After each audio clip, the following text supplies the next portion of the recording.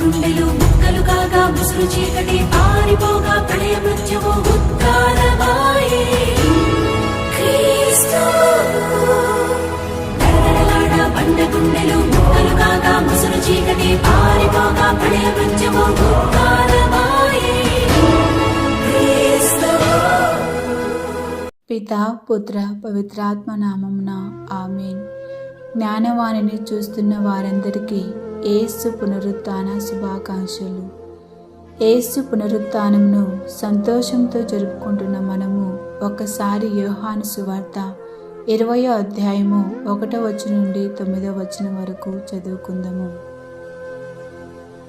ఆదివారము తెల్లవారక ముందే మగ్దల మరియా సమాధి వద్దకు వెళ్ళి ఆ సమాధి మీద రాయి తీసివేయబడి ఉండుట చూచెను.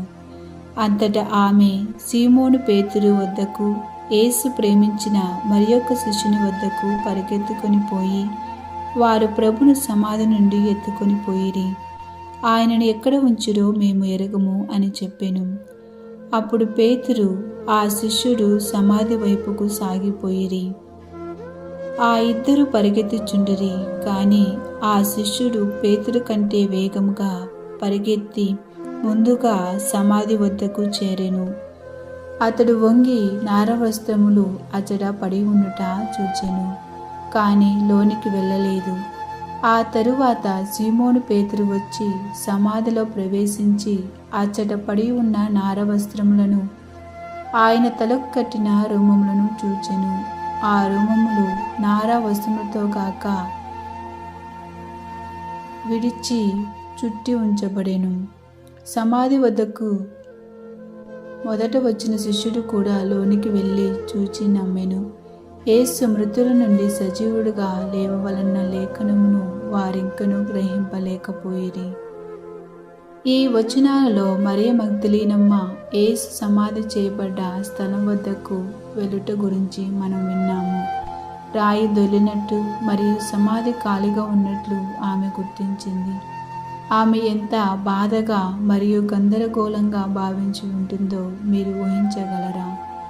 తాను చూచిన విషయాన్ని పేతురుకు మరో శిష్యుడికి చెప్పడానికి ఆమె పరిగెత్తింది. వారు సమాధి వద్దకు పరిగెత్తారు.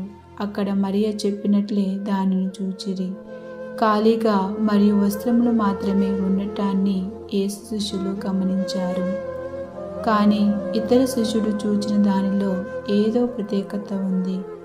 అతను సమాధిలోనికి ప్రవేశించినప్పుడు, అక్కడ పడి ఉన్న వస్త్రములు చూచినప్పుడు అతను విశ్వసించాడని సువార్త చెప్తుంది. ఆ సమయంలో వారికి అంత అర్థం కానప్పటికీ యేసు సజీవుడుగా ఉన్నాడని వారు గట్టిగా నమ్మారు. యూదుల భయంచే ఒక గదిలో తలుపులు మూసుకొని ఉన్న శిష్యుల వద్దకు యేసు వచ్చి వారికి శాంతిని కలిగించినట్లే సమాధి వద్ద ఉన్న మరియ మగ్దలీన్ మరియు శిష్యులకు కూడా తను తాను వెల్లడించారు. వారికి ఆశ మరియు విశ్వాసం కలిగించారు. పై గదిలో ఉన్న యేసు శిష్యులు ఆయనను చూచి నమ్మారు. మరియ మగ్దలీనమ్మ మరియు సమాధి వద్ద ఉన్న శిష్యులు అతని పునరుత్థానానికి సంబంధించిన సాక్ష్యాలను చూచినందున విశ్వసించారు. ఇప్పుడు 1000 సంవత్సరాల తరువాత మనం వారు చాటిన పునరుత్థాన సాక్ష్యాలను విన్నాము. మన జీవితంలో కూడా యేసు ఉనికిని అనుభవించాము కాబట్టి మనం కూడా నమ్ముచున్నాము. శిష్యుల మాదిరిగానే మనం ప్రతిదీ అర్థం చేసుకోకపోవచ్చు, కానీ యేసు మనకు చూపించే ప్రేమ మరియు శాంతి కారణంగా మనం నమ్మవచ్చు. మనం ఈస్టర్ జరుపుకుంటున్న ఈ సమయంలో ఆ నమ్మకాన్ని బదలపరుచుకుందాం. యేసు సజీవుడిగా ఉన్నాడని మరియు ఆయన ప్రేమ ఎల్లప్పుడూ మనతో ఉంటుందని గ్రహించుదాం. ఆమేన్.